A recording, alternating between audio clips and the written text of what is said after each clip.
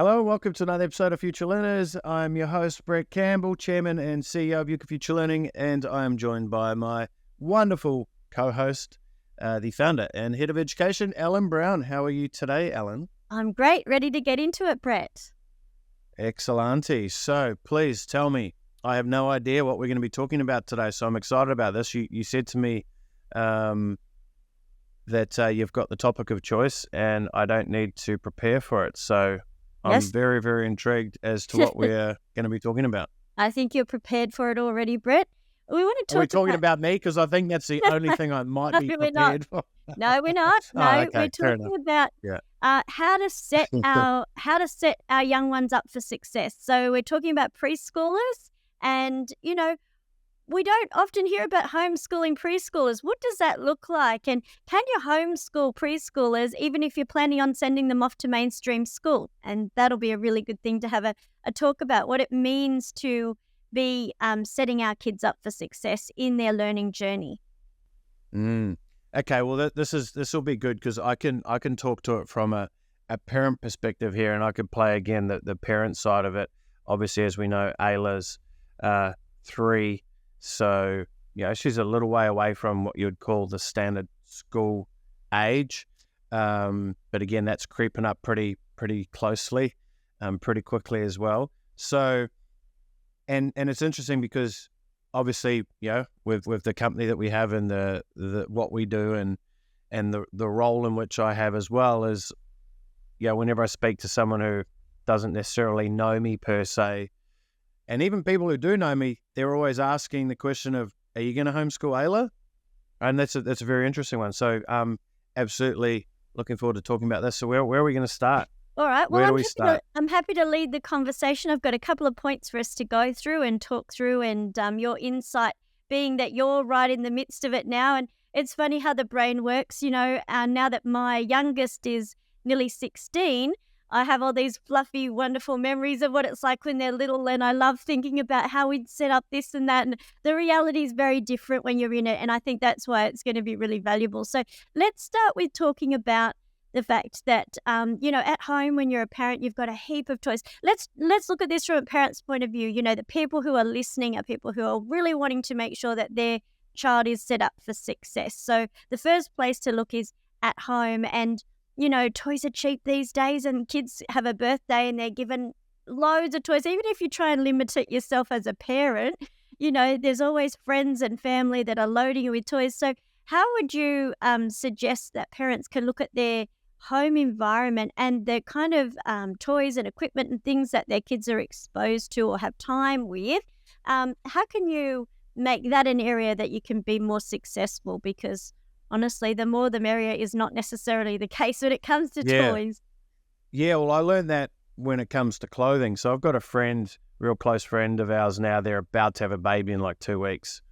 And of course, when you're not a parent, you pretty much know what's about to come, right? You're like, oh yeah, it'll be fine. I'll be able to manage. And then when you are a parent, you've got a totally different paradigm of what reality is. And you're like, oh, okay. And everyone's got their own perspective, of course. And I'll frame this because I understand when you're speaking about children, everyone has their own unique perspective. So this is clearly coming from my own unique perspective. And this isn't gospel for everyone. However, something you said there is you have lots of this, you can have lots of that. And when I talk about when we had Ayla, is you buy all these clothes and you realize, and I said to my friend, I said, because he goes, oh, we just went clothes shopping and, his wife just bought all these clothes. I'm like, I'm going to put a bet out here right now that 85% of those clothes are never, ever going to get worn because they're going to grow so quickly and grow out of it, right? And you don't realize the speed at which a child grows, not just in physicality, but in their mental attitude and their interests, right? One day, and I found this is quite funny. So my mum, has got a really close relationship with Ayla. So, they FaceTime pretty much every day and she runs her around and I think she tours the house like every day. It's hilarious just watching them. And, Ayla will have a favorite, let's say a TV show or a character, and one of them was the Twirly Woos, these little funny things that twirl around and fly around. It's quite actually cute little show. And Mum was on her knitting, on her sewing machine, and she's, doing this tapestry, and she's making these like different pillows and different things with all branded up. And then she comes over, a month later and gives Ayla the pillow, and it's like, oh, she's not into the twirly-whirs anymore. It's this one, it's that one. It's like, oh my God, I can't keep up, right? So that in itself, success leaves clues, right? And biscuits leave breadcrumbs. And I say that in such a way that when it comes to learning, and when it comes to toys, or when it comes to items that some children can have, is they have a time and place, right? Just like an adult. There's certain things that you no longer use, or you don't like it anymore. There might be a poster on your wall or a photo on your wall that you're like, that photo was great for that time. Let's remove it and let's put a new one up. But as human beings, it's hard for us to get rid of stuff in most cases, right? There's the classification of hoarding. And we've got a room that's dedicated to Ayla's toys, because they were just scattered everywhere around the house. It's like, this isn't going to work. And because we really value books, right? We value books more than most things. And she's almost got a bookcase of books that have been bigger than my bookcases. And I'm like, well, she no longer needs that book. That book is irrelevant. So we have to, then go and get rid of it. And when I say get rid of it, give it away, give it to the Salvation, give it to some other friends who have kids, etc. So just a real quick to wrap that part up, because I took on a bit of a tangent, is it's like a builder, right? The builder needs the right tool for the job, right? If you're trying to nail down a roof, you do not use a saw, right? You need the hammer and a nail, right? If you're trying to cut down a tree, don't use an axe. Even though you can use an axe, use a chainsaw. It's quicker, it's easier, it's more thoughtful. So the first thing that I'll say there is, no matter what you're teaching or you're playing with your children, or what lesson or what outcome you're looking to achieve, just make sure you're using the right tools for the right outcome. That's probably a real good starting preface. I could have summed that whole speech up and just make sure you use the right tools for the right outcome. Well, I mean, when we've been talking in other podcasts, it's been really clear that you have been quite purposeful in some of the toys and things that you've picked, because you've talked about things like doing puzzles with Ayla because she loves puzzles, or even books with certain letters in them. She loves learning the letters or the sounds of the letters and things like that. So I suppose the real key is, like you're saying, make sure that it's okay to have some of those twirly-whirlies kind of toys to play with, but they're short term, where there's other things that you might invest a little bit more in, and they might be puzzles or certain books that you think, okay, this is something that's going to stand the test of time, and it has a learning element. I mean, you don't want every play session to be about learning and we've got to do counting. You don't want to do that to your child, but it's really good to just kind of, blend those learning materials in with the toys like you are naturally doing in your parenting. One of the lessons I learned as a parent, because I had 3 within 2.5 years, and we were given lots and lots of toys. So we had this and lots of them were cheap, nasty things, that break after a few. And so then you got an arm here and a leg here and a wheel there. And we had a toy room full of things. And then we actually went to visit a friend who had 1 or 2 things set out to play with. So when we went there, they were having a ball and they were playing with this one set for ages and building this thing. And it was a real lesson that I learned in actually putting away some of the toys and having the surprise of toys they hadn't seen for a couple of weeks, So that was, rotation of toys was a really great way for me to help my kids to find, because they can stand there in front of a room of toys and have nothing to do. Where when there's a couple of things, their mind can work on how to use them. So it's like us as adults. The amount of times I've heard people say, oh, there's nothing to watch on Netflix. I'm like, well, that is an absolute outright lie, because there is thousands and thousands of hours. What it means is you're just not sure what you're looking for right now. And this comes back to, again, right? Thinking 101 is going, before you jump into Netflix, uncover, do you feel like watching an action movie? Do you feel like watching a comedy or a romance a rom-com or a horror, or pick your poison first and then go and search that out versus I'm just going to randomly do it. Because again, but sometimes that's part of the fun. It's like, I've got no idea what I want to watch. I'm going to go in there and I'm going to maybe look, right? And it's crazy because you can go, oh, there's nothing here. I'm going to go into the Apple app. Oh, there's nothing in Apple either. Oh, there's nothing in Prime. You've just gone through like tens of thousands of movies and you're like, no, there's nothing here. But it comes back again to the intention of, and you're right, of when you've got so many different options, it can be paralysis by analysis, right? Like there's just too many. So I don't know what I really feel like doing. So what one thing that we do with Ayla is she can't have any more than, and again, there's some parameters around this. So actually, I'll use a big example.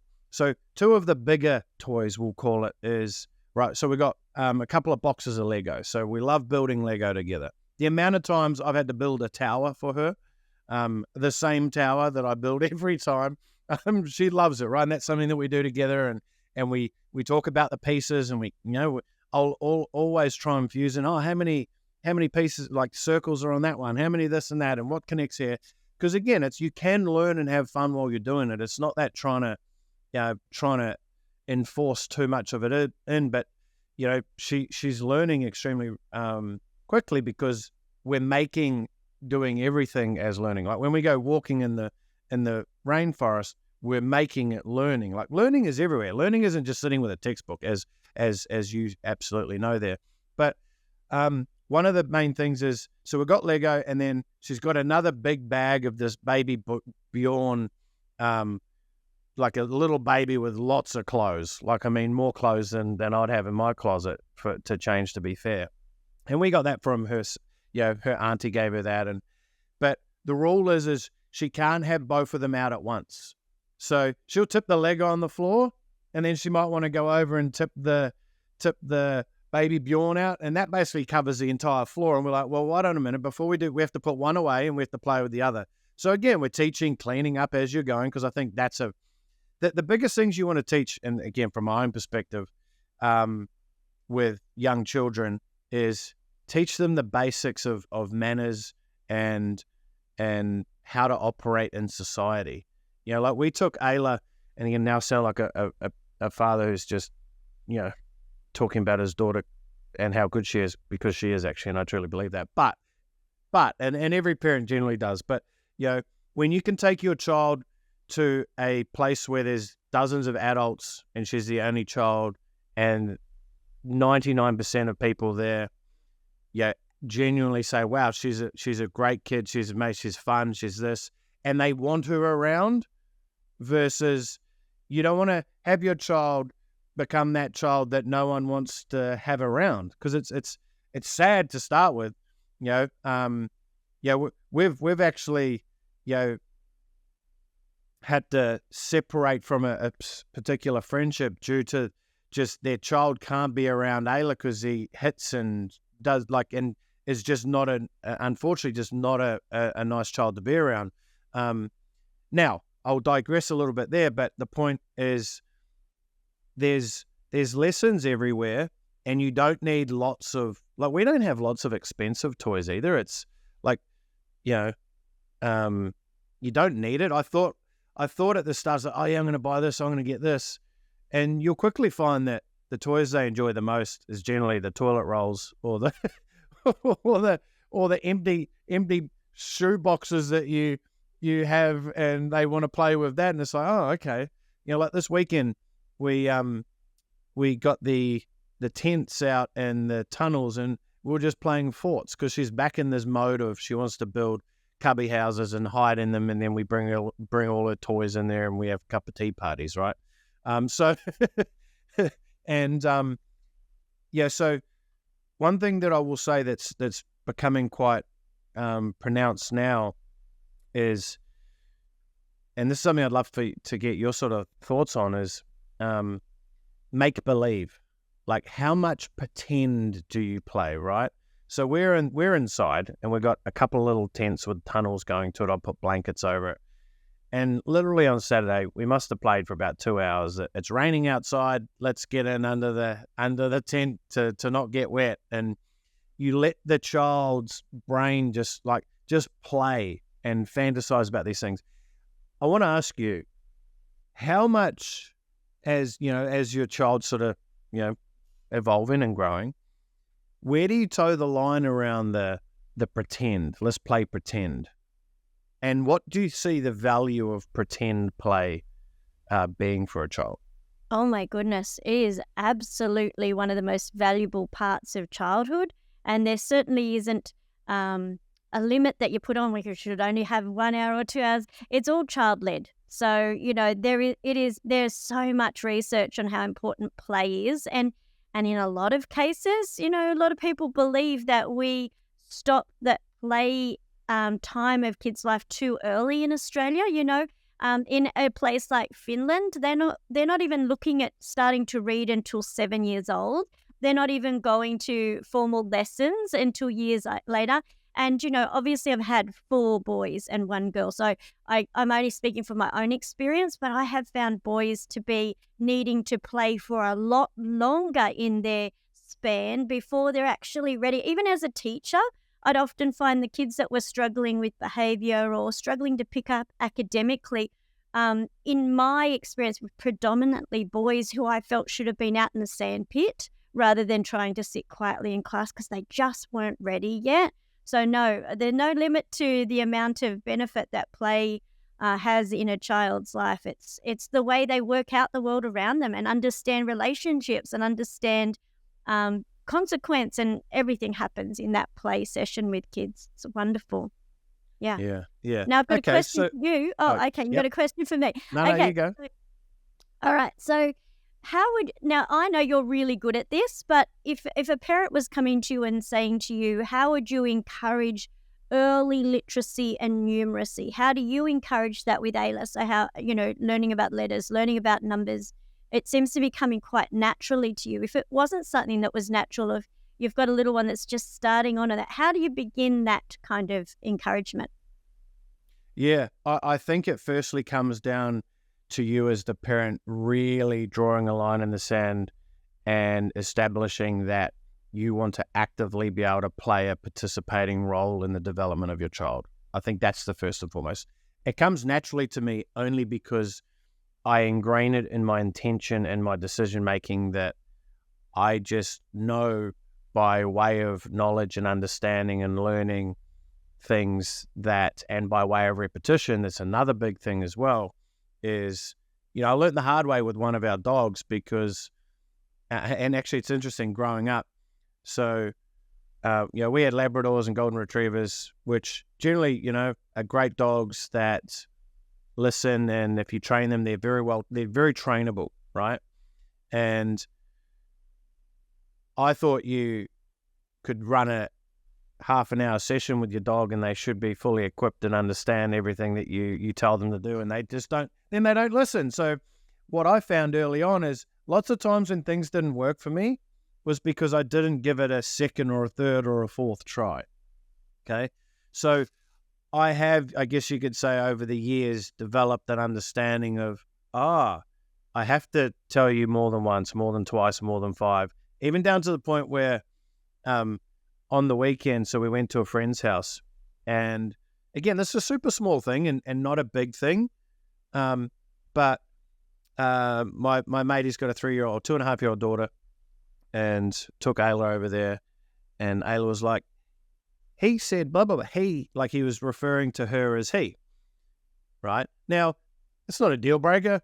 I mean, she could refer to her as anything, but I was like, honey, Sophia is a she. She's like you, right? You, and she's like, oh, she.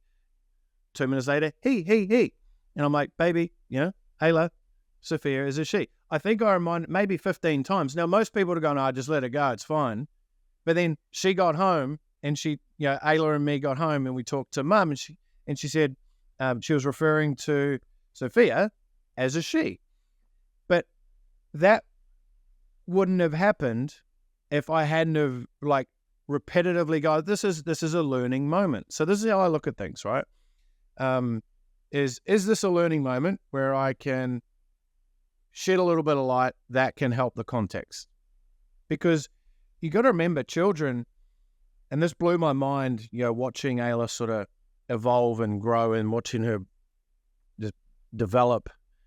Because again, I was very lucky. I spent the first two and a bit years with her at home all day.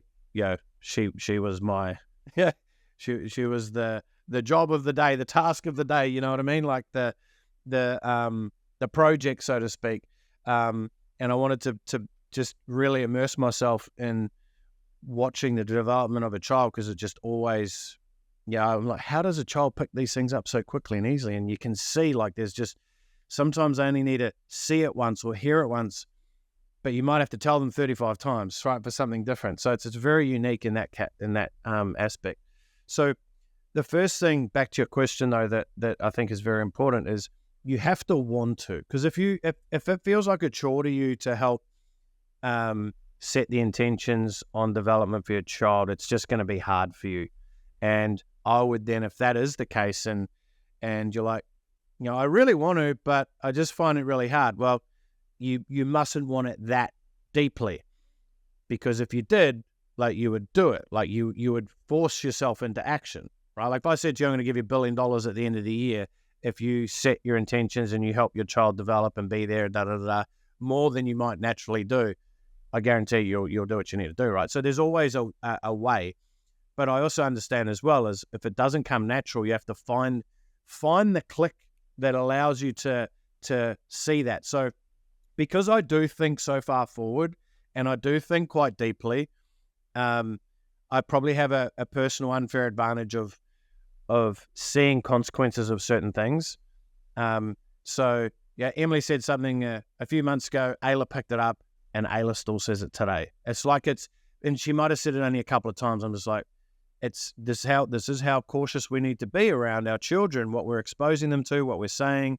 Now, again, we're all going to say things. We're all going to make mistakes. That's just part of being a parent, and your kid will grow out of most things, right?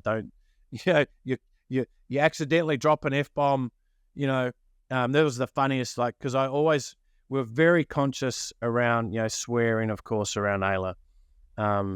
And something happened, and Emily said, "Oh, for fuck's sake." And I watched Ayla. She goes, "What does sake mean, Mum?" Like it was just so funny watching her. And then that was enough for Emily to go, "Oh my God, okay, I've got to," that sort of just slipped out, right? But again, we're all human. But this comes back to once you know that you're setting the intention to help lay the seeds right now, right? The work that you put in now, the time, the effort, the extra energy that I'm putting in now, like when I sit down and build a puzzle with her, I found sometimes I was trying to find the piece and just give it to her, because I'm like, oh God, this is taking forever. It's right there, Ayla. Can't you bloody see it? Like I didn't say that obviously, but so you got to check your own patient level, because I'm like, well, Brett, you've done a few puzzles in your time and you can see these things a little bit easier. So I go a little bit easier on it. So it's that patience and consistently reminding yourself that, you know what, it might take you 10 minutes to complete this one puzzle when, Brett, you could do it in 30 seconds because you're a hero, right? Type scenario.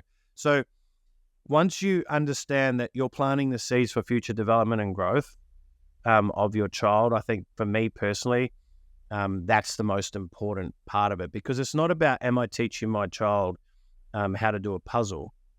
Like, I'm teaching my child how to think. I'm teaching my child how to have patience when it doesn't work. I'm teaching my child resilience. And this all happens metaphorically, right? It all happens in the action of doing something, which is why, again, just to call back to a lot of what we do at Euka is very activity based in many ways as well. Like we have activities for most things where you don't need to learn, the analytical component of something when you can be physically doing it. You're like, I get that, right?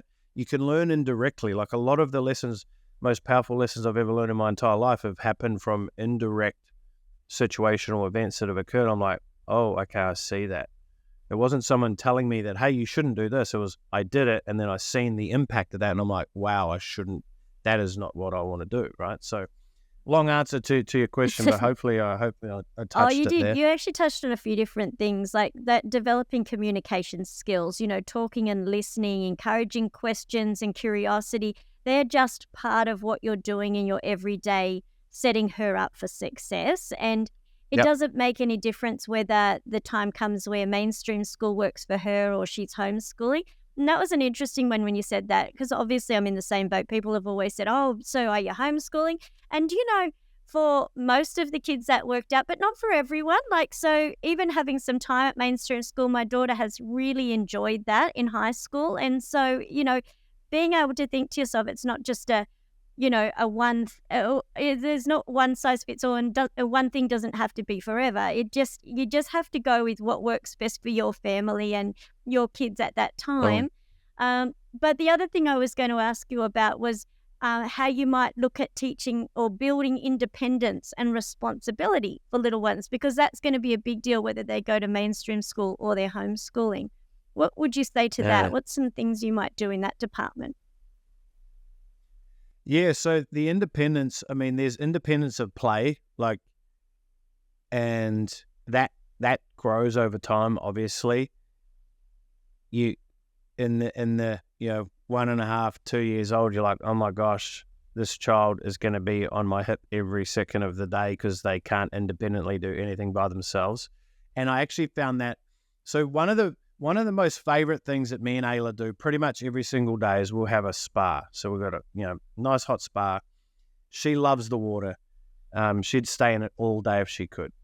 And that's something as well that we intentionally instilled in our daughter as well, is water safety. And by the time she was 3, she could be swimming, and she's busting out freestyle, and she's in her swimming class. People are like, what's going on? It's like, I've spent hours with her in the pool, hours, practicing that and doing that and getting the confidence and slowly increasing the jump from here to there, etc. So it's, you don't just throw a child in a pool and they're going to start swimming. You have to put in the hours. It's like anything. If you want to get good at golf, go and spend 3 hours a day at the golf range hitting the same ball with the same club consistently until it becomes natural to you, right? So when it comes to independence, I was having a spa, we're sitting there, and all Ayla wants to do is jump on you and jump around and move, and she can't sit still. I'm like, this is the most unrelaxing spas ever. Now we can go into the spa, and I'm like, all right, darling, what are we going to do today? And she's like, no splashing. And I'm like, thank you, because now we'll sit in the spa, and she won't splash. She'll just glide around, and she'll do things, and she can play by herself now. She's diving down, picking up the dive stick, and then we'll play Dr. Daddy and Dr. Ayla, and we'll play all our fun games and I Spy and all this, and again, intentionally playing I Spy to create lessons and create learnings and so on and so, but having fun while we're doing it, right? Playing Dr. Daddy, and she knows body parts because I'm like, oh, my elbow's sore, or my wrist is sore. My calf muscle's sore. What's your calf muscle, Daddy? Oh, well, your calf muscle's this, and it helps me walk. Intentionally wanting to explain it. So from an independence perspective is firstly recognizing it takes time, but also it takes patience, because we've got a sort of Ayla calls it the end room, because it's sort of the end room of our house, which is sort of the play area, where Ayla will go down there and we'll say, all right, it's playtime. You can play with this. Daddy's going to go down here. If you need Daddy, just come down and come and get me, okay? And then I walk out, and then guess who follows me, right? It's Ayla. And it's like, no, darling, it's time for here. Go and sit down here. If you don't want to play Lego, do you want to read a book? Yeah, okay, what book do you want to read? This one. And it's like, oh, can you read it to me? So it's time, it's easy to go, okay, I'll sit there and read it, but you have to train. You have to train your child, you have to train yourself that this time now is your time. And it will slowly over time become to a point where you're like, where's Ayla? Oh, she's in the in room reading a book, right? Where they don't need to be, hey, it's, maybe go and read a book or go and do this. Because this is the other part as well, and it's hard. I spoke about this in many podcasts, where sometimes as a parent, young children can just take it out of you, right? And look, we've only got one right now. So again, respect goes out to people with 2, 3. However, the argument there that I hear is that they end up playing with themselves. So, one can actually be a little bit harder in aspects to look after. But in the same token is you just have to be aware of what the repetitive consumption of something can do to your child, right? Even if a child just wants to sit and read books all day and they don't want to get their head out of the book, that's not good. Like, I don't believe that's a good behavior. So anything, too much of anything can be at a detriment. But I know as a parent it can be tough, and you're like, the easiest solution, the quickest solution is let's give them the TV cocaine, right? Basically, you sit them in front of the TV and it's like, instantly they're like, oh yeah. Like Ayla can go from upset to, oh yeah, it's Bluey, or it's, this, or it's that. And that's the easy solution, but it's the easy solution for the now. And you just got to be mindful that we don't do that too consistently, because then you're creating I know the solution to this, TV, bang. And it's A happens, B happens, but you're not looking at, but what happens at M right down the track when this is so ingrained in the behavior that now they know that if I do X, Y, Z, I'm going to get the TV on straight away, or I'm going to get the iPad, or whatever it is that you provide as that sort of immediate fix. So like anything, independence comes from teaching them how valuable independence is. So it's kind of interesting listening to, like, going through all these different things that you're doing to set Ayla up for success has actually made it really clear that you're already homeschooling. So homeschooling is what you're doing. You're teaching communication skills, you're teaching independence, responsibility, you're encouraging curiosity. That doesn't change. And I think sometimes people might say, when they go to school or when they start homeschooling, you see, homeschooling, it starts when they're born. And when you're intentional like you are about the way that you've got the end in mind and you're teaching her. I loved what you were saying about teaching her not only through that play with her, but even teaching her independence through this is the time that you're going to do something, even for just a few minutes. This is your time to be doing Lego or doing a book.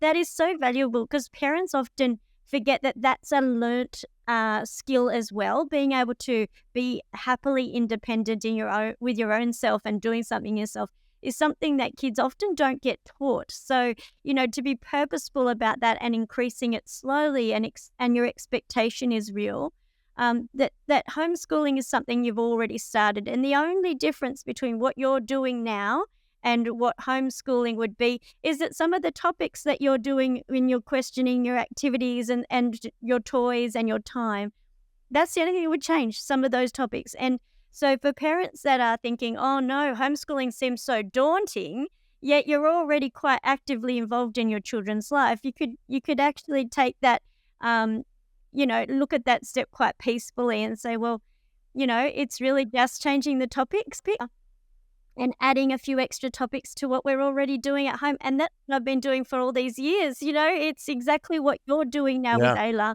It's just with a few extra topics thrown in. Yeah, that's actually, you hit the nail on the head. It's so true, because again, there's the concept of schooling feels like this ultra structured, has to be XYZ situation. But the reality is we're already doing it as parents. Some of us doing it well, some of us maybe could do a little bit better, could maybe put a bit more intention behind it. There's always room for improvement for all of us, even what we're doing. And, this actually conversations, funnily, I had a chat with Emily the other day, and I want to get Ayla started on the foundational program. And there'll be things that she doesn't understand or know, but it's like just exposure. Once again, exposure is such a powerful thing. Exposure just can open up, and this is that indirect learnings that you can get from something, right? As being exposed to something, because learning isn't, this person needs to learn every single thing that there is or what is being said. An example is I've introduced a lot of people to Jordan Peterson and just sort of his learnings and his way of thinking and looking at life and so forth. And I took Emily to a live event in Brisbane, and Like you spoke for like 90 minutes, and as you know, very deep thinker. His vocabulary is on the above average scale when utilized in general context, and it's hard to like. Sometimes, you got to stop and look at a dictionary. You're like, what does that mean? Okay, but most people don't. They're like, it just sort of goes over their head. And Emily, we walk away, and I'm like, what's your biggest takeaway from the event? And like there was one thing that she basically recited that impacted her. And I'm like, what about the rest of it? She goes, I honestly can't even remember what the rest was said. And that's okay though, because there was exposure, right? There was exposure to it, and it opened up the mind for more or difference, right? So I think that's a really important part. But I'm glad you actually said that. It's a really good point that you're already homeschooling. You're already home learning, right? And I think the word schooling throws a lot of parents off, because when you hear school, you're like, the school bell, oh, I'm in trouble, this structure. But all you're doing is just adding a little bit more intention and a little bit more structure, which actually is better and easier, because it's like, you don't need with our Euka program, it's like, well, here's your entire lessons for the entire year. You don't now, but you can play with it, and you can mold it and change it to help fit you and your child as well. But you've got the structure. All you need to do is essentially follow the process, and just know that you're already doing it. Like when your child comes home from school per se, like if your children are at school, they're still learning when they get home. They watch the parents interact. Like they watch how I speak to Emily and how I am with Emily is indirectly right now. And I know Ayla's only 3, but this is how I think of it. I'm like, because one of my last memories of my father was when I was 4 years old, and it was an absolutely terrible memory, and it was the last one I ever had. So kids know from an early on. How I am instilling and sharing and showing my love for Emily is indirectly showing Ayla how men should treat women. Like it's thinking on those levels of it's very, very important, and I think as parents, and I can speak for a man here, and as men, we have a very, very important role within the household, and so does the mother, and that's what creates a family dynamic, is that there's different responsibilities, and we've got to know what they are for us, and we've got to play to our strengths with that. Like I rough and tumble with Ayla every day. She comes to me, she goes, rough and tumble. I'm like, not yet. Like she loves it. She loves being taken to the limit of, almost peeing her pants because she's laughing and we're wrestling, but she loves it. And I look at that as, we're not just having fun. We're not just doing this to have fun. How I look at it is, I'm teaching her to know what her threshold and capabilities are physically. Like she'll push, and I'll give her just a little bit to see what her strengths are. So that's how I look at it. Obviously pretty deep in most contexts, but my biggest probably, I guess, takeaway and piece of advice for any parent listening to this is, you don't need to go to the extremes, I guess I do, but every action has an outcome of some sort, whether it's realized today or it's realized in 2, 5, 10 years. And the development, especially in those early years of a child, is absolutely, from my perspective, paramount and unbelievably important. So, yep, there we go. I think a lot of people. Anything else, Ellen? We need to add to this. Look, I think it was a really inspiring discussion for everyone. It doesn't matter if you've got a 2, 3-year-old or a 15-year-old. Being present and being having a plan in place for the time that you interact means that you're actually building something really important into that child. So, but I feel like, the things that you shared will be really inspiring for a lot of families, and just to keep in mind that, homeschooling is just being present and purposeful in your parenting, and isn't some big shift that happens sometime when all of a sudden they turn 5. So there you go. Yeah, absolutely. And what you just said there is, learning starts from day one. And that's why, as well as, and if you don't know, just a little shout out to Euka, obviously, is we do have our Clever Kids program. we've got thousands of young children taking that up, and you can get started. 2.5, 3 years old, you can get your child involved and activities and different things that you can do, and get involved in it. It's to me, again, obviously bias, but there's nothing more important than your child's development. We're growing the next generation of humans. So there we go. All right. Well, if you've enjoyed today's episode, please be sure to give us a thumbs up, give us a 5-star review, and leave us a comment if you're seeing this or hearing this from wherever you are. Love to hear any of your thoughts. Provide us with that feedback. It'll help us just get better and help us as we grow and evolve with this podcast as well. So, Alan, thank you very much. You're right. I absolutely love the topic. Anytime I get to talk about my daughter, and of course the ability to hopefully transfer something that I might know as it relates to that. You're absolutely correct, and we are in the trenches of that right now, and I know for sure there'll be parents who are in that similar vein, would hopefully get some benefit from that. So I really appreciate the topic today. Thank you.